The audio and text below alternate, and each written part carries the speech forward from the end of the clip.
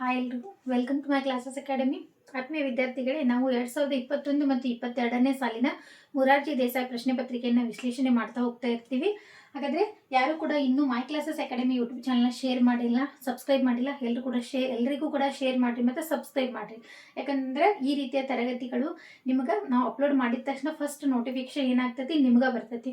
ಇದೇ ಮಾರ್ಚ್ 1ನೇ ತಾರೀಕು ಮತ್ತು ಮಾರ್ಚ್ 29ನೇ ತಾರೀಕು ನಡೀತಾ ಇರ್ತಕ್ಕಂಥ ಮೊರಾರ್ಜಿ ದೇಸಾಯಿ ಮತ್ತು ಆದರ್ಶ ಆಳ್ವಾಸ್ ಎಕ್ಸಾಮ್ಗೆ ಸಂಬಂಧಪಟ್ಟಂತೆ ಈ ಪ್ರಶ್ನೆಗಳು ಅಂದರೆ ಈ ತರಗತಿಗಳು ತುಂಬ ಮುಖ್ಯ ಆಗುತ್ತೆ. ಸೊ ಅದಕ್ಕೋಸ್ಕರ ಕಂಟಿನ್ಯೂಸ್ ಆಗಿ ತರಗತಿಗಳನ್ನು ನೋಡ್ತಾ ಇರಿ ಮತ್ತು ನಿಮ್ಮ ಎಕ್ಸಾಮ್ ಒಳಗೆ ಸಕ್ಸಸ್ ಅನ್ನು ಕೂಡ ಕಾಣ್ತಾ ಇರಿ.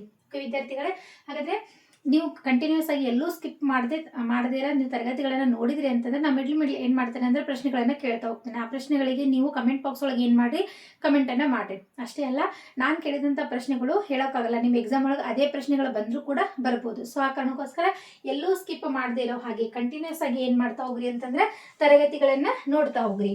ಹಾಗಾದರೆ ನಾವು ಆಗಲೇ ಕನ್ನಡ, ಇಂಗ್ಲಿಷ್ ಮತ್ತು ಗಣಿತಕ್ಕೆ ಸಂಬಂಧಪಟ್ಟಂತೆ 60 ಪ್ರಶ್ನೆಗಳನ್ನು ಏನು ಮಾಡಿದ್ದೀವಿ ನೋಡಿದ್ದೀವಿ. ಇವತ್ತು 61ನೇ ಪ್ರಶ್ನೆಯಿಂದ ಅಂದರೆ EVS ಪರಿಸರ ಅಧ್ಯಯನ ವಿಭಾಗಕ್ಕೆ ಸಂಬಂಧಪಟ್ಟಂತೆ 61ನೇ ಪ್ರಶ್ನೆಯನ್ನು ನಾವೇನು ಮಾಡ್ತಾ ಹೋಗೋಣಂತ ನೋಡ್ತಾ ಹೋಗೋಣಂತ. ಹಾಗಾದರೆ 61ನೇ ಪ್ರಶ್ನೆ ಏನಿದೆ ಅಂತಂದರೆ, ನಮ್ಮ ದೇಹದಲ್ಲಿರುವ ಮೂಳೆಗಳ ಸಂಖ್ಯೆ ಎಷ್ಟು? ನೇರವಾದಂಥ ಉತ್ತರ. ಹಾಗಾದರೆ ನಮ್ಮ ದೇಹದಲ್ಲಿರ್ತಕ್ಕಂಥ ಮೂಳೆಗಳ ಸಂಖ್ಯೆ ಎಷ್ಟು? 206. ನಮ್ಮ ದೇಹದಲ್ಲಿರ್ತಕ್ಕಂಥ ಮೂಳೆಗಳ ಸಂಖ್ಯೆ 206. ಆಪ್ಷನ್ ಸಿ ಏನಾಗಿರ್ತೈತಿ? ಸರಿಯಾಗಿರ್ತೈತಿ. ಇನ್ನು ನೆಕ್ಸ್ಟ್ 62ನೇ ಪ್ರಶ್ನೆ ಅಂತ ಬಂದಾಗ, ಬಹುವಾರ್ಷಿಕ ಸಸ್ಯಗಳಿಗೆ ಉದಾಹರಣೆಗಳು. ಸಸ್ಯಗಳಲ್ಲಿ ನಾವು 3 ವಿಧಗಳನ್ನು ಮಾಡ್ತೀವಿ: ಏಕವಾರ್ಷಿಕ, ದ್ವೈವಾರ್ಷಿಕ ಮತ್ತು ಬಹುವಾರ್ಷಿಕ. ಏಕವಾರ್ಷಿಕ ಅಂತಂದಾಗ ಒಂದು ವರ್ಷದಲ್ಲಿ ಬೆಳೆ ಬೆಳೆದು ನಮಗೆ ಫಲವನ್ನು ನೀಡಿ ಹೋಗ್ತಕ್ಕಂಥ ಸಸ್ಯಗಳು. ಇನ್ನು ದ್ವೈವಾರ್ಷಿಕ ಅಂತಂದ್ರೆ 2 ವರ್ಷದಲ್ಲಿ ನಮ್ಗೆ ಫಲವನ್ನು ನೀಡಿ ಹೋಗ್ತಕ್ಕಂಥ ಸಸ್ಯಗಳು. ಇನ್ನು ಬಹುವಾರ್ಷಿಕ ಅಂತಂದ್ರೆ ಹಲವಾರು ವರ್ಷಗಳ ಕಾಲ ನಮಗೆ ಫಲವನ್ನು ನೀಡ್ತಕ್ಕಂಥ ಗಿಡಗಳಿಗೆ, ಸಸ್ಯಗಳಿಗೆ ನಾವೇನಂತ ಕರಿತೀವಿ? ಬಹುವಾರ್ಷಿಕ ಸಸ್ಯಗಳು ಅಂತ ಹೇಳಿ ಏನ್ ಮಾಡ್ತಾ ಹೋಗ್ತೀವಿ, ಕರಿತಾ ಹೋಗ್ತೀವಿ. ಹಾಗಾದ್ರೆ ಜೋಳ, ರಾಗಿ, ಗೋಧಿ ಇವೆಲ್ಲವೂ ಕೂಡ ಏನಾಗಿರ್ತಾವಪ್ಪ ಅಂದ್ರೆ ಏಕವಾರ್ಷಿಕ ಸಸ್ಯಗಳು ಆಗಿರ್ತಾವ. ಅಷ್ಟೇ ಅಲ್ಲ, ಇವುಗಳಿಗೆ ನಾವೇನಂತ ಕರಿತೀವಿ? ಏಕದಳ ಧಾನ್ಯಗಳು ಅಂತ ಕೂಡ ಏನ್ ಮಾಡ್ತೀವಿ? ಕರಿತೀವಿ. ಏಕದಳ ಧಾನ್ಯಗಳು ಅಂದ್ರೆ ನಾವು ಒಂದು ದಳವನ್ನ ರಾಗಿ ಅಂತಕ್ಕಂಥದ್ದು ಏನಾಗಿರ್ತದೆ ಹೇಳ್ರಿ? ದ್ವಿದಳ ಆಗಿರ್ತದೆ. ರಾಗಿ ಏನಾಗಿರ್ತದೆ? ದ್ವಿದಳ ಆಗಿರ್ತದೆ. ಮತ್ತೆ ಜೋಳ ಮತ್ತು ಗೋಧಿ ಅಂತಕ್ಕಂಥದ್ದು ಏನಾಗಿರ್ತದೆ? ಏಕದಳ ಧಾನ್ಯಗಳು ಆಗಿರ್ತವೆ. ಅವುಗಳನ್ನ ನಾವು ಕಟ್ ಮಾಡಿದ್ವಿ ಅಂತಂದ್ರೆ ಅಲ್ಲಿ ಕರೆಕ್ಟಾಗಿ 2 ಸಮಭಾಗಗಳು ಆಗಲಿಲ್ಲ ಅಂತಂದ್ರೆ ನಾವು ಅವುಗಳನ್ನ ಏನಂತ ಕರಿತೀವಿ?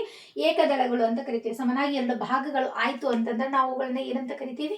ದ್ವಿದಳಗಳು ಅಂತ ಕರಿತೀವಿ. ಫಾರ್ ಎಕ್ಸಾಂಪಲ್ ರಾಗಿ ಆಗಿರ್ಬೋದು, ಸಾಸಿವೆ ಆಗಿರ್ಬೋದು, ಇನ್ನು ನೆಕ್ಸ್ಟ್ ಬಂದಾಗ ಕಡಲೆ ಆಗಿರ್ಬೋದು, ಶೇಂಗಾ ಆಗಿರ್ಬೋದು, ಆಮೇಲೆ ಬೇಳೆಕಾಳುಗಳು ಬಂದಾಗ ಎಲ್ಲ ಬೇಳೆಕಾಳುಗಳು ಕೂಡ ಏನಾಗಿರ್ತಾವೆ? ದ್ವಿದಳ ಧಾನ್ಯಗಳು ಆಗಿರ್ತಾವೆ. ಇನ್ನು ಏಕವಾರ್ಷಿಕ ಸಸ್ಯಗಳು ಅಂದಾಗ ಇವು 3 ಕೂಡ ಏನಾಗಿದ್ದಪ್ಪ ಅಂದ್ರೆ ಏಕವಾರ್ಷಿಕ ಸಸ್ಯಗಳು ಆಗಿದ್ದಾವೆ. ಒಂದು ವರ್ಷದಲ್ಲಿ ಬೆಳೆ ಕೊಟ್ಟು ಹೋಗ್ತಕ್ಕಂಥ ಸಸ್ಯಗಳು.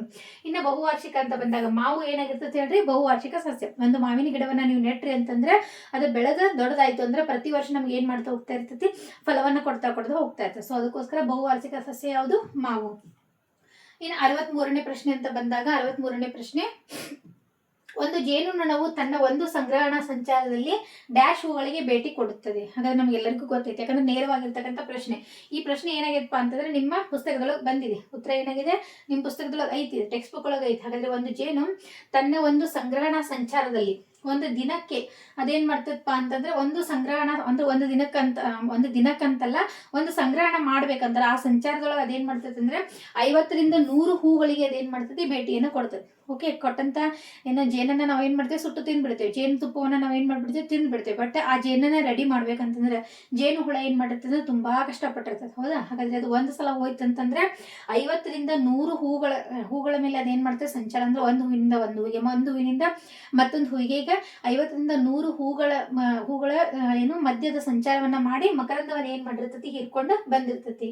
ಇನ್ನು 64ನೇ ಪ್ರಶ್ನೆ ಅಂತ ಬಂದಾಗ, COVID-19 ಸೋಂಕು ಡ್ಯಾಶ್ ನಿಂದ ಉಂಟಾಗುತ್ತದೆ. ಹಾಗಾದ್ರೆ ನಮ್ಗೆಲ್ಲರಿಗೂ ಗೊತ್ತೈತಿ, COVID-19 ನಾವೇನಂತ ಕರಿತೀವಿ? ಕೊರೋನಾ ಅಂತ ಕರಿತೀವಿ. ಹಾಗಾದ್ರೆ ಕೊರೋನಾ ವೈರಸ್ ನಿಂದ COVID-19 ಅಂತಕ್ಕಂಥ ಸೋಂಕು ಏನಾಗ್ತತಿ? ಉಂಟಾಗ್ತತಿ. ಇನ್ನು ನೆಕ್ಸ್ಟ್ 65ನೇ ಪ್ರಶ್ನೆ ಬಂದಾಗ, ಸೂರ್ಯನ ಕಿರಣಗಳು ನಮ್ಮ ದೇಹದಲ್ಲಿ ಯಾವ ಜೀವಸತ್ವವನ್ನು ಉತ್ಪಾದಿಸಲು ಸಹಾಯ ಮಾಡುತ್ತವೆ?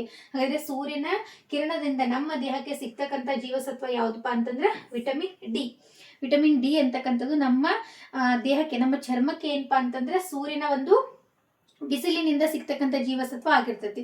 ಅದು ನಮ್ಮ ದೇಹದಲ್ಲಿರ್ತಕ್ಕಂಥ ಮೆಲನಿನ್ ಪ್ರಮಾಣವನ್ನ ಏನ್ ಮಾಡ್ತೈತಿ, ಉತ್ತಮ ಪಡಿಸ್ತೈತಿ. ಸೊ ಅದಕ್ಕೋಸ್ಕರ ಚಿಕ್ಕ ಮಕ್ಕಳಿದ್ದಾಗ ಏನ್ ಮಾಡ್ತಾರಪ್ಪ ಅಂತಂದ್ರೆ ಬಿಸಿಲಿಗೆ ತಗೊಂಡು ಹೋಗಿ ನಿಂತ್ಕೋರಿ ಅಂತ ಹೇಳ್ತಾರೆ. ಕಾರಣ ಏನಂತಂದ್ರೆ ಸೂರ್ಯನ ಬಿಸಿಲಿನಲ್ಲಿ ವಿಟಮಿನ್ ಡಿ ಅಂತಕ್ಕಂಥದ್ದು ಹೆಚ್ಚಿಗೆ ಇರ್ತೈತಿ. ಅದು ನಮ್ಮ ಚರ್ಮಕ್ಕೆ ಏನಾಗಿರ್ತೈತಿ, ಉತ್ತಮವಾಗಿರ್ತದೆ, ಆರೋಗ್ಯಕರವಾಗಿರ್ತೈತಿ. ಸೊ ಅದಕ್ಕೋಸ್ಕರ ಸಣ್ಣ ಮಕ್ಕಳು ಇದ್ದಾಗ, ಆಮೇಲೆ ನಮಗೂ ಕೂಡ ಹೇಳ್ತಾರೆ, ನಮಗೂ ಕೂಡ ಏನಪ್ಪಾ ಅಂದ್ರೆ ಬೆಳಗಿನ ಬಿಸಿಲು ತಗೋಬೇಕು ಅಂತ ಹೇಳ್ತಾರೆ. ಕಾರಣ ಏನು ಅಂತಂದ್ರೆ ಸೂರ್ಯನ ಬಿಸಿಲಿನಲ್ಲಿ ವಿಟಮಿನ್ ಡಿ ಅಥವಾ ಜೀವಸತ್ವ ಡಿ ಇರ್ತತಿ ಅಂತಕ್ಕಂಥದ್ದು ಮೇನ್ ರೀಸನ್ ಆಗಿರ್ತತಿ. ನೆಕ್ಸ್ಟ್ 66ನೇ ಪ್ರಶ್ನೆ ಬಂದಾಗ, ಆಮೆಯ ಸರಾಸರಿ ಜೀವಿತಾವಧಿ. ಪ್ರತಿ ವರ್ಷನೂ ಕೂಡ ಏನ್ ಮಾಡ್ತಾರಂತಂದ್ರೆ ಪ್ರಾಣಿಗಳ ಜೀವಿತಾವಧಿಯ ಮೇಲೆ ಕಂಪಲ್ಸರಿ ಒಂದು ಪ್ರಶ್ನೆಗಳನ್ನ ಕೇಳಿರ್ತಾರೆ. ಸೊ ಅದಕ್ಕೋಸ್ಕರ ನಿಮ್ಮ ಪರಿಸರ ಅಧ್ಯಯನದಲ್ಲಿ ಅಂತ ಬಂದಾಗ, ಅಲ್ಲಿ ನಿಮ್ಮ ಪರಿಸರ ಅಧ್ಯಯನದೊಳಗೆ ಒಂದು ಪ್ರಾಣಿ ಪ್ರಪಂಚ ಅಂತಕ್ಕಂಥ ಒಂದು ಟಾಪಿಕ್ ಐತಿಲ್ಲ. ಆ ಟಾಪಿಕ್ ಒಳಗೆ ಏನ್ ಮಾಡಿದಾರೆ, ಪ್ರಾಣಿಗಳ ಹೆಸರು ಮತ್ತು ಅವುಗಳ ಜೀವಿತಾವಧಿಯನ್ನ ಕೊಟ್ಟಿದ್ದಾರೆ. ನೀವುಗಳನ್ನ ಕರೆಕ್ಟ್ ಆಗಿ ಒಂದು 4-5 ಸಲ ನೋಡ್ಕೊರಿ ಅಥವಾ ಬಾಯ್ಪಟ್ಟು ಹೊಡಿರಿ, ಏನಾದ್ರೂ ಮಾಡ್ರಿ, ಒಟ್ಟು ಅವುಗಳನ್ನ ಕರೆಕ್ಟ್ ಆಗಿ ತಿಳ್ಕೊಂಡ್ಬಿಟ್ರಿ ಅಂದ್ರೆ ಕಂಪಲ್ಸರಿ ಒಂದು ಪ್ರಶ್ನೆ ಅದ್ರ ಮೇಲೆ ಬಿದ್ದಿರ್ತದೆ. ಓಕೆ, ಹಾಗಾದ್ರೆ ಆಮೆಯ ಸರಾಸರಿ ಜೀವಿತಾವಧಿ ಎಷ್ಟು? 150 ವರ್ಷಗಳು. ಇನ್ನು ನೆಕ್ಸ್ಟ್ 66ನೇ ಪ್ರಶ್ನೆ ಅಂತ ಬಂದಾಗ, 67ನೇ ಪ್ರಶ್ನೆ, ಕ್ರೀಡೆಯಿಂದ ಆಗುವ ಪ್ರಯೋಜನ. ಹಾಗಾದ್ರೆ ಕ್ರೀಡೆಯಿಂದ ನಮ್ಗೆ ಏನಾಗ್ತೈತಿ? ಕ್ರೀಡೆ ಅಂತಂದ್ರೆ ಆಟದಿಂದ ನಮ್ಗೆ ಏನಾಗ್ತೈತಿ? ಕಾಯಿಲೆ ಬರ್ತೈತೆ? ಇಲ್ಲ. ಆಟವನ್ನ ಆಡಿದ್ರೆ ನಾವು ಹೆಚ್ಚಿಗೆ ಏನಾಗ್ತೀವಿ? ಆಕ್ಟಿವ್ ಆಗ್ತೀವಿ. ಇನ್ನು ಆಲಸ್ಯ ಬರ್ತೈತೆ? ಇಲ್ಲ. ನೀವು ಮಕ್ಕಳು ಆಗಿರೋದ್ರಿಂದ ನೀವು ಬರೀರಿ ಓದ್ರಿ ಅಂತಂದ್ರೆ ನಿಮ್ಗೆ ಆಲಸ್ಯ ಬರ್ತೈತೆ. ಬಟ್ ಆಟ ಆಡಕ್ ಹೋಗ್ರಿಂದ ನಿಮ್ಗೆ ಏನಾಗ್ತೈತಿ? ಆಲಸ್ಯ ಬರ್ತೈತೆ? ಇಲ್ಲ. ನೀವೇನಾಗ್ತೀರಿ? ಫುಲ್ ಆಕ್ಟಿವ್ ಆಗ್ತೀರಿ. ಸೊ ಇದು ಕೂಡ ಆನ್ಸರ್ ಏನಾಗ್ತೈತೆ? ತಪ್ಪಾಗ್ತೈತೆ. ಹಾಗಾದ್ರೆ ಸುಸ್ತಾಗ್ತೈತೆ. ನಾವು ಅತಿ ಹೆಚ್ಚು ಕ್ರೀಡೆಯನ್ನು ಆಡಿದ್ರೆ ಸುಸ್ತಾಗ್ತದೆ. ಬಟ್ ನಾವು ನಾರ್ಮಲ್ ಆಗಿ ಉತ್ತಮವಾಗಿರ್ತಕ್ಕಂಥ ಕ್ರೀಡೆಯನ್ನ ನಮ್ಮ ದೇಹಕ್ಕೆ ಎಷ್ಟು ಬೇಕೋ ಅಷ್ಟು ಆಟವನ್ನು ಆಡಿದ್ರೆ ನಮ್ಗೆ ಏನಾಗಂಗಿಲ್ಲ, ಸುಸ್ತಾಗೋದಿಲ್ಲ. ಹಾಗಾದ್ರೆ ಕ್ರೀಡೆಯಿಂದ ಆಗ್ತಕ್ಕಂಥ ಪ್ರಯೋಜನ ಏನಪ್ಪಾ ಅಂತಂದ್ರೆ ಉತ್ತಮ ಆರೋಗ್ಯ. ಕ್ರೀಡೆಯಿಂದ ನಮಗೆ ಸಿಗ್ತಕ್ಕಂಥ ಲಾಭ ಏನು ಅಂತಂದ್ರೆ ಉತ್ತಮವಾಗಿರ್ತಕ್ಕಂಥ ಆರೋಗ್ಯ. ನಾವು ಅತಿ ಹೆಚ್ಚು ಆಡಬಾರ್ದು, ಅತಿ ಕಡಿಮೆ ಆಡ್ಬಾರ್ದು. ನಮ್ಮ ದೇಹಕ್ಕೆ ಎಷ್ಟು ಬೇಕಾ ಅಷ್ಟು ಆಡಿದ್ವಿ ಅಂತ ನಮ್ಗೆ ಉತ್ತಮವಾಗಿರ್ತಕ್ಕಂಥ ಆರೋಗ್ಯ ಕ್ರೀಡೆಯಿಂದ ಏನ್ ಮಾಡ್ತತಿ? ಸಿಗ್ತತಿ. ನೆಕ್ಸ್ಟ್ 68ನೇ ಪ್ರಶ್ನೆ ಅಂತ ಬಂದಾಗ, ವಾಯುವಿನಲ್ಲಿ ಅತ್ಯಂತ ಹೆಚ್ಚಾಗಿರುವ ಅನಿಲ ಯಾವುದು ಅಂತ ಕೇಳಿದಾರೆ. ಹಿಂದಿನ ಸಲನೂ ಕೂಡ ಈ ಪ್ರಶ್ನೆ ಏನಾಗೈತೆ? ರಿಪೀಟ್ ಆಗೈತೆ. ಅಲ್ಲಿ ವಾಯುವಿನಲ್ಲಿ ಯಾವ್ಯಾವ ಒಂದು ಅನಿಲಗಳು ಎಷ್ಟು ಪ್ರಮಾಣದಲ್ಲಿದ್ದಾವೆ ಅಂತ ನಾನು ನೀಟಾಗಿ ಏನ್ ಮಾಡಿದ್ದೀನಿ, ತಿಳಿಸ್ಕೊಟ್ಟಿದ್ದೀನಿ. ಹಾಗಾದ್ರೆ ವಾಯುವಿನಲ್ಲಿ ಅತಿ ಹೆಚ್ಚಾಗಿರ್ತಕ್ಕಂಥ ಅನಿಲ ಯಾವುದು ಅಂತಂದ್ರೆ ನೈಟ್ರೋಜನ್ ಅಂತಕ್ಕಂಥದ್ದು ಏನಾಗಿರ್ತತಿ? ವಾಯುವಿನಲ್ಲಿ ಅತಿ ಹೆಚ್ಚಾಗಿ ಇರ್ತಕ್ಕಂಥ ಅನಿಲ ಆಗಿರ್ತತಿ. ನೆಕ್ಸ್ಟ್ ಬಂದಾಗ 69ನೇ ಪ್ರಶ್ನೆ. 69ನೇ ಪ್ರಶ್ನೆ ಏನಂತಂದ್ರೆ, ಭೂ ಕವಚದ ಕೆಳಗೆ ಸಂಗ್ರಹಣೆಗೊಂಡಿರುವ ಅಂತರ್ಜಲವು ಒಂದ್ ನಿಮಿಷ ಒತ್ತಡದಿಂದಾಗಿ, ಇದೇನಾಗಬೇಕಾಗಿತ್ತು? ಒತ್ತಡ. ಓಕೆ, ಒತ್ತಡದಿಂದಾಗಿ ರಂಧ್ರಗಳ ಮೂಲಕ ಹೊರಹೊಮ್ಮುತ್ತದೆ. ಇದನ್ನ ಏನಂತ ಕರೀತಾರು? ಬಾವಿ ಅಂತ ಕರೀತಾರೆ, ಕೆರೆ ಅಂತ ಕರೀತಾರೆ, ಅಣೆಕಟ್ಟು, ಜಲಾಶಯ ಅಂತ ಕರೀತಾರೆ, ಮತ್ತೆ ಚಿಲುಮೆ ಅಂತ ಕರೀತಾರೆ. ಹಾಗಾದ್ರೆ ರಂಧ್ರಗಳ ಮೂಲಕ ಅಂತಂದ ಬಂದಾಗ, ಈಗ ನೀವು ಮನೆಯೊಳಗೇನ ಶವರ್ ಎಲ್ಲ ಇತ್ತು, ರಂಧ್ರಗಳ ಮೂಲಕ ನೀರ್ ಏನಾಗ್ತಾ ಇರ್ತದೆ? ಚಿಮ್ತಾ ಇರ್ತದೆ. ಸೊ ಅದಕ್ಕೋಸ್ಕರ ಇಲ್ಲಿ ರಂಧ್ರಗಳ ಮೂಲಕ ಅಂತ ಬಂದಾಗ ಆನ್ಸರ್ ಏನ್ ಬರ್ತದಪ್ಪ ಅಂದ್ರೆ ಚಿಲುಮೆ ಅಂತಕ್ಕಂಥದ್ದು ಬರ್ತದೆ. ಓಕೆ, ನಾವು ಇದನ್ನ ಮರುಭೂಮಿಯೊಳಗೆ ಏನಂತ ಕರಿತೀವಿ? ಒಯಾಸಿಸ್ ಅಂತ ಹೇಳಿ ಏನ್ ಮಾಡ್ತೀವಿ? ಕರಿತೀವಿ. ಅದಕ್ಕೋಸ್ಕರ ಭೂ ಕವಚದ ಕೆಳಗೆ, ಭೂಮಿಯ ಕೆಳಗಡೆ ಸಂಗ್ರಹಗೊಂಡಿರ್ತಕ್ಕಂಥ ನೀರು ಎಲ್ಲಿ ಭೂಮಿಯ ಒಂದು ಪದರ ತೆಳವಾಗಿರ್ತದಲ್ಲ, ಅಲ್ಲಿ ಏನಾಗ್ತದಪ್ಪ ಅಂತಂದ್ರೆ ಒತ್ತಡದಿಂದ ಒತ್ತಡ ಹೆಚ್ಚಿಗೆ ಆಗಿ ಮೇಲ್ಗಡೆ ಕೆಳಗಡೆಯಿಂದ ಒತ್ತಡ ಹೆಚ್ಚಿಗೆ ಆಗಿದೆ, ಏನಾಗ್ತದೆ ಅಂದ್ರೆ ರಂಧ್ರಗಳ ಮೂಲಕ ಮೇಲ್ಗಡೆ ಚಿಮ್ತಾ ಹೋಗ್ತದೆ. ಅದನ್ನ ನಾವು ಏನಂತ ಕರಿತೀವಿ? ಚಿಲುಮೆ ಅಂತ ಹೇಳಿ ಏನ್ ಮಾಡ್ತಾ ಹೋಗ್ತೀವಿ? ಕರಿತಾ ಹೋಗ್ತೀವಿ. ಇನ್ನು ನೆಕ್ಸ್ಟ್ 70ನೇ ಪ್ರಶ್ನೆ ಅಂತ ಬಂದಾಗ, ವಿಟಮಿನ್ ಪೋಷಕಾಂಶಗಳು ಹೆಚ್ಚಾಗಿರುವ ಆಹಾರ ಯಾವುದು ಅಂತ ಕೇಳಿದ್ರೆ, ಹಾಗಾದ್ರೆ ವಿಟಮಿನ್ ಅಥವಾ ಜೀವಸತ್ವಗಳು, ಪೋಷಕಾಂಶಗಳು ಅತಿ ಹೆಚ್ಚಾಗಿ ಇರ್ತಕ್ಕಂಥ ಆಹಾರ ಯಾವುದು ಅಂದ್ರೆ ತರಕಾರಿ, ಹಣ್ಣುಗಳು ಮತ್ತು ನಿಂಬೆ. ವಿದ್ಯಾರ್ಥಿಗಳು ನೀವೇನ್ ಮಾಡ್ತೀರಿ ಅಂತಂದ್ರೆ ಶಾಲೆಯೊಳಗೆ ಊಟ ಕೊಟ್ಬಿಟ್ರೆ ನೀವೇನ್ ಮಾಡಂಗಿಲ್ಲ, ಅದ್ರೊಳಗೆ ಇರ್ತಕ್ಕಂಥ ತರಕಾರಿಗಳನ್ನ ಎತ್ತಿ ಹಾಕಿ ಕೇವಲ ಅಲ್ಲಿರ್ತಕ್ಕಂಥ ಅನ್ನ ಮಾತ್ರ, ಸಾಂಬಾರ್ ಮಾತ್ರ ಏನ್ ಮಾಡ್ತಿರ್ತೀರಿ? ತಿಂತಿರ್ತೀರಿ. ಬಟ್ ಹಂಗಲ್ಲ, ನಮ್ಮ ದೇಹಕ್ಕೆ ವಿಟಮಿನ್ಗಳು ಎಲ್ಲಾ ರೀತಿಯ ಪೋಷಕಾಂಶಗಳು ಸಿಗ್ಬೇಕಂತಂದ್ರೆ ಅಲ್ಲಿರ್ತಕ್ಕಂಥ ಎಲ್ಲಾ ಆಹಾರವನ್ನು ನಾವೇನ್ ಮಾಡ್ಬೇಕು? ತಿನ್ಬೇಕು. ಓಕೆ, ಅದನ್ನ ನಾವೇನಂತ ಕರಿತೀವಿ ಹೇಳಿ? ಡಯಟ್ ಅಂತ ಕರಿತೀವಿ, ಸಮತೋಲನ ಆಹಾರ ಅಂತ ಕರಿತೀವಿ. ಎಲ್ಲಾ ಪೋಷಕಾಂಶಗಳು ನಮ್ಮ ದೇಹಕ್ಕೆ ದೊರೆತಾಗ ಮಾತ್ರ ನಾವು ಏನಾಗಿರ್ಬೋದು ಹೇಳಿ? ಆರೋಗ್ಯವಾಗಿ ಫಿಟ್ ಅಂಡ್ ಫೈನ್ ಆಗಿರ್ಬೋದು. ಸೊ ಅದಕ್ಕೋಸ್ಕರ ನಾವು ಒಂದು ರಿಕ್ವೆಸ್ಟ್ ಏನು ಅಂತಂದ್ರೆ, ನಿಮ್ಮ ಒಂದು ಊಟದಲ್ಲಿ ಇರ್ತಕ್ಕಂಥ ಯಾವುದೇ ರೀತಿ ತರಕಾರಿಗಳನ್ನು ನೀವೇನ್ ಮಾಡ್ಬೇಡ್ರಿ, ತೆಗೆದು ಹಾಕ್ಬೇಡ್ರಿ. ನಮ್ಮ ತಾಯಿ ನಮ್ಗೆ ಅದನ್ನ ಕೊಡ್ತಾಳ ಅಂತಂದ್ರೆ ಎಲ್ಲಾ ಪೋಷಕಾಂಶಗಳು ನಮ್ಮ ದೇಹಕ್ಕೆ ಸಿಗ್ಲಿ ಅಂತಕ್ಕಂಥ ಉದ್ದೇಶದಿಂದ ಅದನ್ನ ಏನ್ ಮಾಡಿರ್ತಾರೋ ನಮ್ಗೆ ಕೊಟ್ಟಿರ್ತಾರೆ. ಸೊ ಆ ಕಾರಣಕ್ಕೋಸ್ಕರ ಯಾವುದನ್ನು ಕೂಡ ಊಟದಿಂದ ಎತ್ತಿ ಹಾಕ್ಬಾರ್ದು. ಅಲ್ಲಿರ್ತಕ್ಕಂಥ ಎಲ್ಲದನ್ನು ಕೂಡ ಏನ್ ಮಾಡ್ಬೇಕು? ನಾವು ತಿನ್ಬೇಕು. ಎಲ್ಲದರಿಂದನೂ ನಮ್ಗೆ ಒಂದೊಂದು ರೀತಿಯಾಗಿರ್ತಕ್ಕಂಥ ಪೋಷಕಾಂಶ ಏನ್ ಮಾಡ್ತಾ ಇರ್ತದೆ? ಸಿಗ್ತಾ ಇರ್ತೈತಿ. ಹಾಗಾದ್ರೆ ವಿಟಮಿನ್ಗಳು ಮತ್ತು ಪೋಷಕಾಂಶಗಳು ಹೆಚ್ಚಾಗಿ ಇರ್ತಕ್ಕಂಥ ಆಹಾರ ಪದಾರ್ಥ ಯಾವುದು ಅಂತಂದ್ರೆ ತರಕಾರಿ, ಹಣ್ಣುಗಳು ಮತ್ತೆ ನಿಂಬೆ. ಇನ್ನು ನೆಕ್ಸ್ಟ್ 70ನೇ ಪ್ರಶ್ನೆ ಅಂತ ಬಂದಾಗ 70ನೇ ಪ್ರಶ್ನೆ ಏನಿದೆ ನೋಡ್ರಿ, ಸೂರ್ಯನಿಗೆ ಅತ್ಯಂತ ಹತ್ತಿರವಿರ್ತಕ್ಕಂಥ ಗ್ರಹ. ಇಲ್ಲಿನೂ ಕೂಡ ಈ ಒಂದು ಪ್ರಶ್ನೆ ಏನಾಗೈತೆ ರಿಪೀಟ್ ಆಗೈತಿ. ಓಕೆ, ನಾನು ಇದನ್ನ ನೆಕ್ಸ್ಟ್ ಹಿಂದಿನ ತರಗತಿಯೊಳಗೆ ಏನ್ ಮಾಡಿದ್ದೇನಪ್ಪ ಅಂದ್ರೆ ಈ ಗ್ರಹಗಳ ಟಾಪಿಕ್ ಅಂತ ಬಂದಾಗ ನೀಟಾಗಿ ಏನ್ ಮಾಡಿದ್ದೇನೆ, ಗ್ರಹಗಳನ್ನ ಏನು ಹತ್ತಿರದಿಂದ ದೂರದವರೆಗೆ ಮತ್ತೆ ಚಿಕ್ಕದರಿಂದ ದೊಡ್ಡದವರೆಗೆ ಏನ್ ಮಾಡಿದೇನಪ್ಪ ಅಂದ್ರೆ ನೀಟಾಗಿ ತಿಳಿಸ್ಕೊಟ್ಟಿದ್ದೀನಿ. ಯಾರಾದ್ರೂ ನೋಡ್ಲಿಲ್ಲ ಅಂತಂದ್ರೆ ಹಿಂದಿನ ತರಗತಿಯೊಳಗೆ ಹೋಗಿ ಏನ್ ಮಾಡ್ರಿ ಅಂತಂದ್ರೆ ತರಗತಿಗಳನ್ನ ನೋಡ್ಕೊರಿ. ಹಾಗಾದ್ರೆ ಸೂರ್ಯನಿಗೆ ಅತ್ಯಂತ ಹತ್ತಿರವಿರ್ತಕ್ಕಂಥ ಗ್ರಹ ಯಾವದಪ್ಪ ಅಂತಂದ್ರೆ ಬುಧ ಗ್ರಹ. ಬುಧದ ನಂತರ ಬರ್ತಕ್ಕಂಥದ್ದು ಯಾವುದು ಅಂತಂದ್ರೆ ಶುಕ್ರ ಗ್ರಹ. ಇನ್ನ ಭೂಮಿಯ ಎಷ್ಟನೇ ಒಂದು ಸ್ಥಾನದೊಳಗೆ ಐತಿಪ್ಪ ಅಂತಂದ್ರೆ ಭೂಮಿ ಎಷ್ಟನೇ ಸ್ಥಾನದೊಳಗೆ, 5ನೇ ಸ್ಥಾನದೊಳಗೆ ಭೂಮಿ, ಸಾರಿ 5ನೇ ದೊಡ್ಡ ಗ್ರಹ ಯಾವ್ದಾಗಿರ್ತತಿ, ಭೂಮಿ ಆಗಿರ್ತತಿ. ಇನ್ನ ಗುರು ಅಂತ ಬಂದಾಗ ಅತ್ಯಂತ ದೊಡ್ಡ ಗ್ರಹ, ಸೌರಮಂಡಲದಲ್ಲಿನೇ ಅತಿ ದೊಡ್ಡ ಗ್ರಹ ಯಾವ್ದಂತಂದ್ರೆ ಗುರು ಆಗಿರ್ತತಿ. ಇನ್ನು ನೆಕ್ಸ್ಟ್ ಬಂದಾಗ 72ನೇ ಪ್ರಶ್ನೆ. 72ನೇ ಪ್ರಶ್ನೆ ಏನು ಅಂತಂದ್ರೆ ಮೀನು, ಮಾಂಸ ಮತ್ತು ಹಾಲನ್ನು ಅತಿ ಕಡಿಮೆ ಉಷ್ಣತೆಯಲ್ಲಿ ಸಂಗ್ರಹಿಸಿ ಇಡುತ್ತಾರೆ. ಇದಕ್ಕೇನಂತ ಕರೀತಾರೆ? ಹಾಗಾದ್ರೆ ಅತಿ ಕಡಿಮೆ ಉಷ್ಣತೆ, ಹಾಗಾದ್ರೆ ಉಷ್ಣ ಸಂಗ್ರಹ ಬರಂಗಿಲ್ಲ. ಯಾಕಂದ್ರೆ ಉಷ್ಣತೆ ಏನಿರ್ತತಿ ಹೇಳ್ರಿ, ಕಡಿಮೆ ಇರ್ತತಿ. ತಾಪ ಏನಿರ್ತತಿ, ಕಡಿಮೆ ಇರ್ತದೆ. ಹಾಗಾದ್ರೆ ಉಷ್ಣತೆ ಕಡಿಮೆ ಐತೆ ಅಂತಂದ್ರೆ ನಾವು ಅದನ್ನ ಏನಂತ ಕರಿತೀವಿ ಹೇಳ್ರಿ, ಶೀತ ಸಂಗ್ರಹಣೆ ಅಂತ ಕರಿತೀವಿ.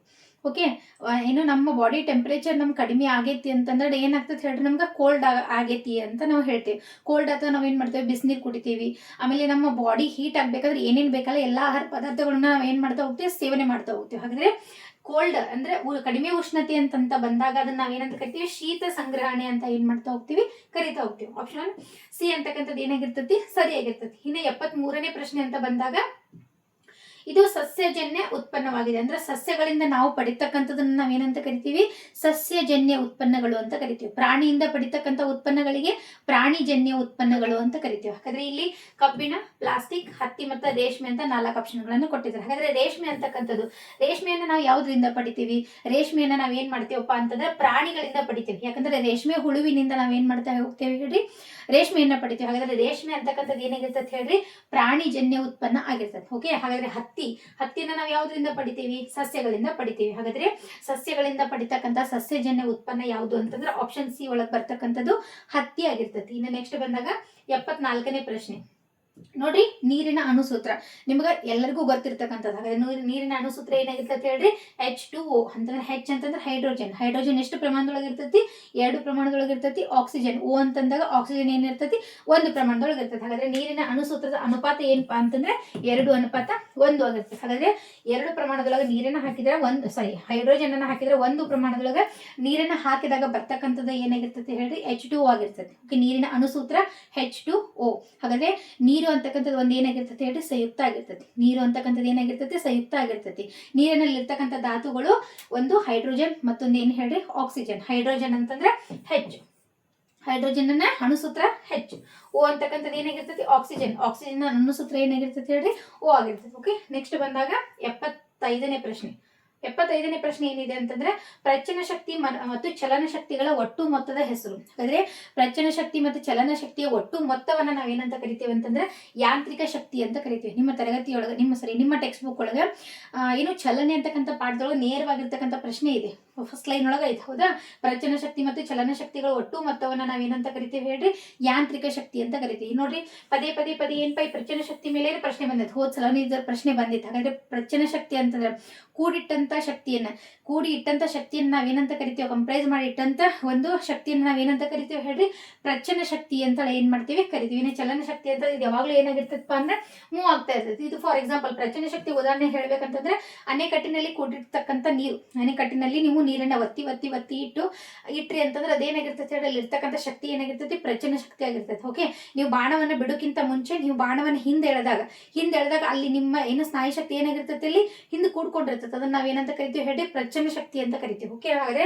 ಈ ಪ್ರಚನ ಶಕ್ತಿ ಮತ್ತು ಚಲನ ಶಕ್ತಿಗಳ ಒಟ್ಟು ಮೊತ್ತವನ್ನ ನಾವೇನಂತ ಕರಿತೀವಪ್ಪ ಅಂತಂದ್ರೆ ಯಾಂತ್ರಿಕ ಶಕ್ತಿ ಅಂತ ಕರಿತೀವಿ. ಓಕೆ, ಚಲನೆಯಿಂದ ನಮಗೆ ಸಿಗ್ತಕ್ಕಂಥ ಶಕ್ತಿ ಏನಾಗಿರ್ತತಿ, ಚಲನ ಶಕ್ತಿ ಆಗಿರ್ತತಿ. ಇನ್ನು 76ನೇ ಪ್ರಶ್ನೆ ಅಂತ ಬಂದಾಗ 76ನೇ ಪ್ರಶ್ನೆ, ಈ ವಸ್ತು ನೀರಿನ ಮೇಲೆ ತೇಲುತ್ತದೆ. ಹಾಗಾದ್ರೆ ನೋಡ್ರಿ, ನೀವು ಇಮ್ಯಾಜಿನ್ ಮಾಡ್ಕೊರಿ, ಹಂಗ ಒಂದು ನೀರ್ ಇರ್ತದೆ, ನೀರೊಳಗೆ ನೀವು ತಾಮ್ರದ ತಂತಿ ಹಾಕಿದ್ರೆ ಅದು ತೇಲ್ತತೆ? ಓಕೆ, ತೇಲೋದಿಲ್ಲ. ಆಪ್ಷನ್ ಎ ಏನಾಗ್ತದೆ, ತಪ್ಪಾಗ್ತದೆ. ಕಬ್ಬಿಣದ ಮೊಳೆಯನ್ನ ಹಾಕಿದ್ರೆ ಅದು ತೇಲ್ತತೆ? ಇಲ್ಲ, ತೇಲೋದಿಲ್ಲ.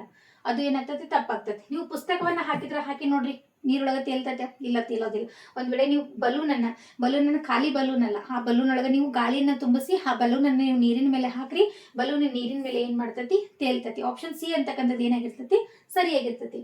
ನೆಕ್ಸ್ಟ್ 77ನೇ ಪ್ರಶ್ನೆಯನ್ನು ನೋಡಿದಾಗ 77ನೇ ಪ್ರಶ್ನೆ, ಜೀವಿಗಳ ಮೂಲ ರಚನೆ ಇವುಗಳಿಂದ ಆಗಿದೆ. ನಮ್ಗೆಲ್ಲರಿಗೂ ಗೊತ್ತಿದೆ ಜೀವಿಗಳು ಯಾವುದರಿಂದ ಆಗಿದ್ದಾವೆ, ಜೀವಿಗಳು ಜೀವಕೋಶದಿಂದ ಆಗಿದ್ದಾವೆ. ಓಕೆ, ಸಸ್ಯಗಳು ಸಸ್ಯ ಜೀವಕೋಶಗಳಿಂದ ಆದ್ರೆ ಪ್ರಾಣಿಗಳು ಏನಾಗಿದ್ದಾವೆ, ಪ್ರಾಣಿ ಜೀವಕೋಶಗಳಿಂದ ರಚನೆ ಆಗಿದ್ದಾವೆ. ಹಾಗಾದ್ರೆ ಜೀವಿಗಳು ಯಾವುದರಿಂದ ರಚನೆ ಆಗಿದ್ದಾವೆ, ಜೀವಕೋಶಗಳಿಂದ ಆಗಿದ್ದಾವೆ. ಇನ್ನು ಬೇರೆ ರೀತಿ ಪ್ರಶ್ನೆ ಕೇಳ್ಬೋದು, ಏನಪ್ಪಾ ಅಂದ್ರೆ ಜೀವಿಗಳ ಮೂಲ ಘಟಕ ಯಾವುದು ಅಂತ ಕೇಳ್ಬೋದು. ಹಾಗಾದ್ರೆ ಜೀವಿಗಳ ಮೂಲ ಘಟಕ ಯಾವುದಾಗಿದೆ, ಜೀವಕೋಶನೇ ಆಗಿದೆ. ಓಕೆ, ಅಂಡ್ ನೆಕ್ಸ್ಟ್ 78ನೇ ಪ್ರಶ್ನೆ ಅಂತ ಬಂದಾಗ, ಇದು ನವೀಕರಿಸಬಹುದಾದ ಸಂಪನ್ಮೂಲ, ನವೀಕರಿಸಬಹುದಾದ ರಿನ್ಯೂವಲ್ ಎನರ್ಜಿ. ನಾವು ಪ್ರತಿ ಸಲ ನಾವು ಎಷ್ಟು ಬಳಕೆ ಮಾಡಿದ್ರು ಕೂಡ ಅದೇನಾಗೋದಿಲ್ಲ, ಮುಗಿಯೋದಿಲ್ಲ. ನಾವು ಅದನ್ನ ಪದೇ ಪದೇ ಏನ್ ಮಾಡ್ಬೋದಪ್ಪ, ರಿನ್ಯೂವಲ್, ಅದನ್ನ ಚಕ್ರದ ಹಾಗೆ ನಾವು ಅದನ್ನ ರಿನ್ಯೂವಲ್ ಮಾಡ್ಕೊಂಡು ಬಳಸ್ಕೊಳ್ತಾ ಹೋಗ್ಬೋದು. ಸೊ ಅದನ್ನ ನಾವೇನಂತ ಕರಿತೀವಿ ಹೇಳ್ರಿ, ನವೀಕರಿಸಬಹುದಾದ ಇಂಧನ ಅಂತ ಕರಿತೀವಿ. ಫಾರ್ ಎಕ್ಸಾಂಪಲ್ ಹೇಳ್ಬೇಕಂತಂದ್ರೆ ಈ ಸೌರಶಕ್ತಿ, ಸೂರ್ಯನ ಶಕ್ತಿನ ಎಷ್ಟು ಬೇಕಾದ್ರೂ ಬಳಸ್ಕೊರಿ ನೀವು. ಆ ಸೂರ್ಯನ ಶಕ್ತಿ ಮುಗಿತಾ ಹೋಗುತ್ತಾ, ಅದ ಪ್ರೆಸೆಂಟ್ ಒಳಗಿಲ್ಲ. ನೀವು ಎಷ್ಟು ಬಳಸ್ಕೊಂಡ್ರು ಕೂಡ ಅದೇನಾಗೋಂಗಿಲ್ಲ, ಮುಗಿಯೋಂಗಿಲ್ಲ. ನಾವು ಅದನ್ನ ಏನ್ ಮಾಡ್ತಾ ಹೋಗ್ಬೋದು, ಪದೇ ರಿನ್ಯೂವಲ್ ಮಾಡ್ಕೊಂತ ಹೋಗ್ಬೋದು. ಸೊ ಅದಕ್ಕೋಸ್ಕರ ಸೌರಶಕ್ತಿ ಅಂತಕ್ಕಂಥದ್ದು ಏನಾಗಿರ್ತದಪ್ಪ ಅಂತಂದ್ರೆ ರಿನ್ಯೂವಬಲ್ ಎನರ್ಜಿ ಆಗಿರ್ತದೆ. ಇನ್ನು ನಾನ್ ರಿನ್ಯೂವಬಲ್ ಅಂತಂದಾಗ, ನವೀಕರಿಸಲಾಗದ ಸಂಪನ್ಮೂಲಗಳು ಅಂತಂದ ಬಂದಾಗ, ಈ ಕಲ್ಲಿದ್ದಲು, ಪೆಟ್ರೋಲ್, ಡೀಸೆಲ್, ಇವುಗಳಿಗೆ ನಾವೇನಂತ ಕರಿತೀವಿ ಹೇಳ್ರಿ, ನವೀಕರಿಸಲಾಗದ ಸಂಪನ್ಮೂಲಗಳು ಅಂತ ಕರಿತೀವಿ. ಯಾಕಂದ್ರೆ ಇವುಗಳನ್ನು ಒಂದು ಸಲ ನೀವು ಬಳಸ್ಕೊಂಡ್ರಿ ಅಂತಂದ್ರೆ, ಒಂದು ಸಲ ಬಳಸ್ಕೊಳ್ಳೋದ ಅತಿ ಹೆಚ್ಚು ನೀವು ಇದನ್ನ ಬಳಕೆ ಮಾಡಿದ್ರಿ ಅಂತಂದ್ರೆ ಇವುಗಳು ಏನಾಗ್ಬಿಡ್ತಾವ, ಮುಗಿದು ಹೋಗ್ಬಿಡ್ತಾವ. ಓಕೆ, ಅದು ಮತ್ತೆ ಫಾರ್ಮ್ ಆಗ್ಬೇಕಂತಂದ್ರೆ ಕೋಟ್ಯಾಂತರ ವರ್ಷಗಳ ಬೇಕು. ನಮಗೆ ಗೊತ್ತಿತ್ತು ಕಲ್ಲಿದ್ದಲು, ಪೆಟ್ರೋಲ್, ಡೀಸೆಲ್ ಅಂತಕ್ಕಂಥದ್ದು ಯಾವ ರೀತಿಯಾಗಿ ಫಾರ್ಮ್ ಆಗ್ತೈತಿ ಅಂತ ಹೇಳಿ. ಸೊ ಅದಕ್ಕೋಸ್ಕರ ಪೆಟ್ರೋಲ್, ಡೀಸೆಲ್ ಮತ್ತೆ ಕಲ್ಲಿದ್ದಲು ಅಂತಕ್ಕಂಥದ್ದು ಏನಾಗಿರ್ತೈತಿ ಅಂತಂದ್ರೆ ನವೀಕರಿಸಲಾಗದ ಸಂಪನ್ಮೂಲ ಆಗಿರ್ತೈತಿ. ಸೊ ಅದಕ್ಕೋಸ್ಕರ ನಾವು ಅದನ್ನ ಅತಿ ಹೆಚ್ಚು ಬಳಕೆ ಮಾಡಿದ್ವಿ ಅಂತಂದ್ರೆ ಅದೇನಾಗ್ಬಿಡ್ತೈತಿ, ಕಂಪ್ಲೀಟ್ ಆಗಿ ಖಾಲಿ ಆಗಿ ಹೋಗ್ಬಿಡ್ತೈತಿ. ನಾವು ಖಾಲಿ ಮಾಡಿಬಿಟ್ವಿ ಅಂತಂದ್ರೆ ನಮ್ಮ ನೆಕ್ಸ್ಟ್ ಜನರೇಷನ್ಗೆ ಬಂದಂತ ಜನರೇಷನ್ಗೆ ಇದೇನಾಗಂಗಿಲ್ಲ, ಸಿಗಂಗಿಲ್ಲ. ಹೌದಾ, ಯಾಕಂದ್ರೆ ನಮಗೆ ಗೊತ್ತೈತಿ ಇದು ಏನಪ್ಪಾ ಅಂತಂದ್ರೆ ಇಂಡಸ್ಟ್ರಿಯಲೈಸೇಷನ್ ಏಜ್. ಈ ಏಜ್ ಒಳಗೆ ನಮ್ಗೆ ಎಸೆನ್ಸಿಯಲ್ ಅತಿ ಮುಖ್ಯವಾಗಿ ಬೇಕಾಗಿರೋದು ಕಲ್ಲಿದ್ದಲು, ಪೆಟ್ರೋಲ್, ಡೀಸೆಲ್. ನಾವುಗಳನ್ನ ಮುಂದಿನವರುಗಳಿಗೆ ಅದನ್ನ ಏನ್ ಮಾಡ್ಬೇಕಾಗ್ತೈತೆ, ಟ್ರಾನ್ಸ್ಫರ್ ಮಾಡ್ಬೇಕಾಗ್ತೈತೆ, ಅದನ್ನ ಕೂಡಿಡ್ಬೇಕಾಗ್ತೈತೆ. ಸೊ ನಾವೇ ಇದನ್ನ ಬಳಕೆ ಮಾಡಿದ್ವಿ ಅಂತಂದ್ರೆ ಮುಂದಿನವರಿಗೆ ಏನಾಗಂಗಿಲ್ಲ, ಸಿಗೋಂಗಿಲ್ಲ. ಅದಕ್ಕೋಸ್ಕರ ನಾವು ರಿನ್ಯೂವಲ್ ಮಾಡಕ್ ಸಾಧ್ಯ ಇರ್ತಕ್ಕಂಥ ಸೌರಶಕ್ತಿ ಆಗಿರ್ಬೋದು, ಜಲಶಕ್ತಿ ಆಗಿರ್ಬೋದು, ನೆಕ್ಸ್ಟ್ ಬಂದಾಗ ಪವನ ಶಕ್ತಿ ಆಗಿರ್ಬೋದು. ಓಕೆ, ನಾವು ಇದನ್ನಗಳನ್ನ ಅತಿ ಹೆಚ್ಚು ಬಳಸಿ ಇವುಗಳನ್ನ ಏನ್ ಮಾಡ್ಬೇಕು, ಉಳಿತಾಯವನ್ನ ಮಾಡ್ಬೇಕು. ಅದನ್ನ ನೆಕ್ಸ್ಟ್ ಮುಂದಿನ ಜನರೇಷನ್ಗೆ ನಾವು ಅದನ್ನ ಏನ್ ಮಾಡ್ಬೇಕಪ್ಪ ಅಂತಂದ್ರೆ ಟ್ರಾನ್ಸ್ಫರ್ ಮಾಡ್ಬೇಕು. ಸೊ ಅದಕ್ಕೋಸ್ಕರ ಹಾಗಾದ್ರೆ ಇದು ನವೀಕರಿಸಬಹುದಾದ ಇಂಧನ ಯಾವಪ್ಪ ಅಂತಂದ್ರೆ ಸೌರಶಕ್ತಿ. ನಾವು ನವೀಕರಿಸಬಹುದಾದ ಇಂಧನಗಳನ್ನ ಹೆಚ್ಚು ಬಳಕೆ ಮಾಡಿದ್ವಿ ಅಂತಂದ್ರೆ ಇದು ಎಕೋ ಫ್ರೆಂಡ್ಲಿ ಆಗಿರ್ತೈತಿ. ಓಕೆ, ಇದು ಪರಿಸರಕ್ಕೆ ಹಾನಿಕಾರಕ ಕಡಿಮೆ ಪ್ರಮಾಣದೊಳಗೆ ಹಾನಿಯನ್ನ ಮಾಡ್ತದೆ, ಅತಿ ಕಡಿಮೆ ಪ್ರಮಾಣದೊಳಗೆ ಹಾನಿಯನ್ನ ಮಾಡ್ತೈತೆ. ಯಾಕಂದ್ರೆ ಪೆಟ್ರೋಲ್, ಡೀಸೆಲ್, ಕಲ್ಲಿದ್ದಲು ಇನ್ನು ಅತಿ ಹೆಚ್ಚು ಬಳಸ್ರಿ ನಮ್ಮ ಭೂಮಿಯಲ್ಲಿ ಖಾಲಿಯಾಗಿ ಹೋಗ್ತೈತಿ, ಮತ್ತೆ ನಮ್ಮ ವಾತಾವರಣನೂ ಕೂಡ ಇದರಿಂದ ಅತಿ ಹೆಚ್ಚಾದ ಬಳಕೆಯಿಂದ ಏನಾಗ್ತೈತಿ, ಹಾಳಾಗ್ತದೆ. ಸೊ ಅದಕ್ಕೋಸ್ಕರ ಅತಿ ಹೆಚ್ಚು ನವೀಕರಿಸಬಹುದಾದ ಸಂಪನ್ಮೂಲಗಳನ್ನ ಏನ್ ಮಾಡ್ಬೋದು, ಬಳಕೆಯನ್ನ ಮಾಡಬೇಕು. ಹಾಗಾದ್ರೆ ನವೀಕರಿಸಬಹುದಾದ ಸಂಪನ್ಮೂಲ ಸೌರಶಕ್ತಿ. ಇನ್ನು 79ನೇ ಪ್ರಶ್ನೆ ಅಂತ ಬಂದಾಗ, ಓಕೆ, ವಂಶವೃಕ್ಷದಲ್ಲಿ ಬಳಸುವ ಈ ಸಂಕೇತವನ್ನು ಗುರುತಿಸಿ ಅಂತ ಕೇಳಿದ್ದಾರೆ. ಹಾಗಾದ್ರೆ ನಮ್ಗೆಲ್ಲರಿಗೂ ಗೊತ್ತೈತಿ ಝೀರೋ ಅಂತ, ಸರಿ, ಏನಿದು ವೃತ್ತವನ್ನ ನಾವು ಎದಕ್ಕೆ ಬಳಕೆ ಮಾಡ್ತೀವಪ್ಪ ಅಂತಂದ್ರೆ ಏನು, ಹೆಣ್ಣಿಗೆ ಇದ್ದಾಗ ನಾವ್ ಏನ್ ಮಾಡ್ತೀವಿ, ವೃತ್ತವನ್ನ ಬಳಕೆ ಮಾಡ್ತೀವಿ. ಇನ್ನ ಪುರುಷ ಅಂತ ಬಂದಾಗ ನಾವ್ ಏನ್ ಮಾಡ್ತೀವಪ್ಪ ಅಂತಂದಾಗ ಚೌಕವನ್ನ ಏನ್ ಮಾಡ್ತಾ ಹೋಗ್ತೇವೆ, ಬಳಕೆ ಮಾಡ್ತಾ ಹೋಗ್ತೇವೆ. ಹಾಗಾದ್ರೆ ಇಲ್ಲಿ ಈ ರೀತಿಯಾಗಿ ಇರ್ತಕ್ಕಂಥ ಒಂದು ಕಾಂಬಿನೇಷನ್ ಕೊಟ್ಟಿದ್ದಾರೆ ಅಂತಂದ್ರೆ ಫಸ್ಟ್ ಯಾವ್ದು ಬರ್ತದೆ ಹೇಳ್ರಿ, ಹೆಣ್ಣು ಅಂತಂದಾಗ ಯಾವ್ದು, ಹೆಣ್ಣದ ಜೋಡಿ ಯಾವ್ದಾರ ಕೊಟ್ಟಿದಾರ, ಇಲ್ಲ. ಹಾಗಾದ್ರೆ ಯಾವ್ದು, ಹಾಗಾದ್ರೆ ಗಂಡು ನೆಕ್ಸ್ಟ್ ಜೋಡಿ ಯಾವುದು ಕೊಟ್ಟಿಲ್ಲ. ಇಲ್ಲಿ ಗಂಡ ಹೆಂಡತಿ ಕೊಟ್ಟಿದ್ರೆ, ಹೆಂಡತಿ ಮತ್ತು ಗಂಡ ಕೊಟ್ಟಿದ್ದಾರೆ. ನೀವೇನ ಕನ್ಫ್ಯೂಸ್ ಮಾಡ್ಕೊಂಡು ಗಂಡ ಮತ್ತೆ ಹೆಂಡತಿ ಅಂತ ಹಾಕಿದ್ರೆ ನಿಮ್ಮ ಆಪ್ಷನ್ ಏನಾಗ್ತದೆ ಹೇಳ್ರಿ, ತಪ್ಪಾಗ್ತತಿ. ಯಾಕೆ ತಪ್ಪಾಗ್ತತಿ ಅಂತಂದ್ರೆ ಫಸ್ಟ್ ಏನ್ ಕೊಟ್ಟಿದ್ದಾರೆ ಹೇಳ್ರಿ, ಹೆಣ್ಣು ಕೊಟ್ಟಿದ್ದಾರೆ. ಹೆಣ್ಣು ಅಂತಂದ್ರೆ ಹೆಂಡತಿ, ಆಮೇಲೆ ಏನ್ ಬಂದಿದೆ ಹೇಳ್ರಿ, ಗಂಡು ಅಂತಂದ್ರೆ ಗಂಡ. ಅರ್ಥ ಆಗಂತತಿ. ಹಾಗಾದ್ರೆ ಫಸ್ಟ್ ಯಾವ್ದು ಬಂದೈತಿ ಅದನ್ನ ಕರೆಕ್ಟ್ ಆಗಿ ನೋಡ್ಕೋಬೇಕು, ಸೆಕೆಂಡ್ ಯಾವ್ದು ಬಂದೈತಿ ಅದನ್ನ ಕರೆಕ್ಟ್ ಆಗಿ ಏನ್ ಮಾಡ್ಬೇಕು, ನೋಡ್ಕೋಬೇಕು. ನೀವು ಆಲ್ಮೋಸ್ಟ್ ಆಲ್ ವಿದ್ಯಾರ್ಥಿಗಳು ಎದರಲ್ಲಿ ತಪ್ಪು ಮಾಡ್ತೀರಿ ಅಂತಂದ್ರೆ ನಿಮ್ಗೆ ಆನ್ಸರ್ ಗೊತ್ತಿರ್ತೈತಿ. ಕರೆಕ್ಟ್ ಆಗಿ ಚೂಸ್ ಮಾಡೋದ್ರಲ್ಲಿ ಏನ್ ಮಾಡ್ತಾ ಹೋಗ್ತೀರಿ, ತಪ್ಪು ಮಾಡ್ತಾ ಹೋಗ್ತೀರಿ. ಹಾಗಾದ್ರೆ ಫಸ್ಟ್ ಬಂದಿದ್ದನ್ನ ಫಸ್ಟ್ ಬರೀಬೇಕು, ಸೆಕೆಂಡ್ ಬಂದಿದ್ದನ್ನ ಏನ್ ಮಾಡ್ಬೇಕು, ಸೆಕೆಂಡ್ ಬರೀಬೇಕು. ಹಾಗಾದ್ರೆ ಹೆಂಡತಿ ಮತ್ತು ಗಂಡ ಅಂತಕ್ಕಂಥದ್ದು ಏನಾಗಿರ್ತೈತಿ ಹೇಳ್ರಿ, ಸರಿಯಾದಂತ ಆನ್ಸರ್ ಆಗಿರ್ತೈತಿ. ಇನ್ನು ನೆಕ್ಸ್ಟ್ 80ನೇ ಪ್ರಶ್ನೆ ಅಂತ ಬಂದಾಗ, 80ನೇ ಪ್ರಶ್ನೆ, ಇಟ್ಟಿಗೆ ಗಣ ಹಾಲು ಅಂತಕ್ಕಂಥದ್ದು ಏನಾಗಿರ್ತೈತಿ ಹೇಳ್ರಿ, ದ್ರವ ಆಗಿರ್ತದೆ. ಓಕೆ, ಇಟ್ಟಿಗೆ ಅಂತಕ್ಕಂಥದ್ದು ಏನಾಗಿರ್ತೈತಿ, ಘನ ವಸ್ತುಗೆ ಉದಾಹರಣೆ. ಘನ ವಸ್ತುವಿನಲ್ಲಿ ಏನಾಗಿರ್ತವಪ್ಪ ಅಂತಂದ್ರೆ ಏನು, ಕಣಗಳು. ಘನ ವಸ್ತುವಿನಲ್ಲಿ ಇರ್ತಕ್ಕಂಥ ಕಣಗಳು ಏನಾಗಿರ್ತಾವ, ಅತಿ ಒತ್ತೊತ್ತಾಗಿರ್ತಾವ. ಹೌದಾ, ಸೊ ಅದಕ್ಕೋಸ್ಕರ ಇದು ಏನಾಗಿರ್ತದೆ, ಗಟ್ಟಿಯಾಗಿರ್ತದೆ. ಇನ್ನು ಹಾಲು ಅಂತ ಬಂದಾಗ ಅದು ದ್ರವ ವಸ್ತುವಿನಲ್ಲಿ ಇರ್ತಕ್ಕಂಥ ಕಣಗಳು ಸ್ವಲ್ಪ ವಿರಳವಾಗಿರ್ತಾವೆ. ಓಕೆ, ಅದೇನ್ ಮಾಡ್ತದೆ, ಹರಿತದೆ. ನಮಗೆ ದ್ರವದ ಲಕ್ಷಣಗಳು ಆಮೇಲೆ ಘನದ ಲಕ್ಷಣಗಳು, ದ್ರವ್ಯ ಅಂತಕ್ಕಂಥ ಪಾಠದೊಳಗೆ ನಾವು ಅದನ್ನ ಏನ್ ಮಾಡಿದೀವಿ, ನೋಡ್ತಾ ಹೋಗಿದ್ದೀವಿ. ಇನ್ನು ಅನಿಲ ಅಂತ ಬಂದಾಗ ಅತಿ ವಿರಳವಾಗಿರ್ತಕ್ಕಂಥ ಕಣಗಳನ್ನ ಅನಿಲದಲ್ಲಿ ನಾವ್ ಏನ್ ಮಾಡಿರ್ತೀವಪ್ಪ ಅಂತಂದ್ರೆ ಹೊಂದಿರ್ತೀವಿ. ಓಕೆ ವಿದ್ಯಾರ್ಥಿಗಳೇ, ಹಾಗಾದ್ರೆ ನಾವು ಇವತ್ತು ಏನ್ ಮಾಡಿದೀವಪ್ಪ ಅಂತಂದ್ರೆ ಓಕೆ, ಒಂದು ನಿಮಿಷ. ಇವತ್ತು ಏನು ಮಾಡಿದೀವಪ್ಪ ಅಂತಂದ್ರೆ 60ರಿಂದ 80ರವರೆಗೂ ನಾವು ಏನು ಮಾಡಿದೀವಪ್ಪ ಅಂತಂದ್ರೆ ಪ್ರಶ್ನೆಗಳನ್ನು ಬಿಡಿಸ್ತಾ ಹೋಗಿದ್ವಿ. ಸೆಕ್ಷನ್ 4ರಲ್ಲಿ ಬಂದಾಗ ಪರಿಸರ ಅಧ್ಯಯನ ಅಥವಾ ಇವಿಎಸ್ಗೆ ಸಂಬಂಧಪಟ್ಟಂತೆ 60ರಿಂದ 80ರವರೆಗೂ ಪ್ರಶ್ನೆಗಳನ್ನ ನಾವೇನ್ ಮಾಡಿದೀವಿ, ಬಿಡಿಸಿದೀವಿ. ಮುಂದಿನ ತರಗತಿಯೊಳಗೆ ಬಂದಾಗ ನಾವೇನ್ ಮಾಡೋಣಪ್ಪ ಅಂತಂದ್ರೆ ನೆಕ್ಸ್ಟ್ ಏನು ಪ್ರಶ್ನೆಗಳಿಗೆ ಸಂಬಂಧಪಟ್ಟಂತೆ 80ರಿಂದ 100ರವರೆಗೆ ಜಿಕೆ ಪ್ರಶ್ನೆಗಳನ್ನ ನಾವು ಏನ್ ಮಾಡ್ತಾ ಹೋಗೋಣಂತ, ಬಿಡಿಸ್ತಾ ಹೋಗೋಣಂತ. ಹಾಗಾದ್ರೆ ವಿದ್ಯಾರ್ಥಿಗಳೇ, ಇವತ್ತು ನೋಡ್ರಿ, ಇವತ್ತಿನ ಪ್ರಶ್ನೆ ಏನು ಅಂತಂದ್ರೆ ನಮ್ಮ ಶರೀರದಲ್ಲಿ ರಾಸಾಯನಿಕ ಬದಲಾವಣೆಯಿಂದ ಬಿಡುಗಡೆ ಆಗ್ತಕ್ಕಂಥ ಶಕ್ತಿ ಯಾವುದು? ಏನ್ ಪ್ರಶ್ನೆ ಅಂತಂದ್ರೆ ನಮ್ಮ ಶರೀರದಲ್ಲಿ, ಜಸ್ಟ್ ಅ ಮಿನಿಟ್. ಓಕೆ, ನಮ್ಮ ಶರೀರದಲ್ಲಿ, ಈ ಪ್ರಶ್ನೆಗೆ ಕಮೆಂಟ್ ಬಾಕ್ಸ್ ಒಳಗೆ ಏನು ಮಾಡ್ರಿ, ಕಮೆಂಟನ್ನು ಮಾಡ್ರಿ. ನಮ್ಮ ಶರೀರದಲ್ಲಿ ರಾಸಾಯನಿಕ ಬದಲಾವಣೆಗಳಿಂದ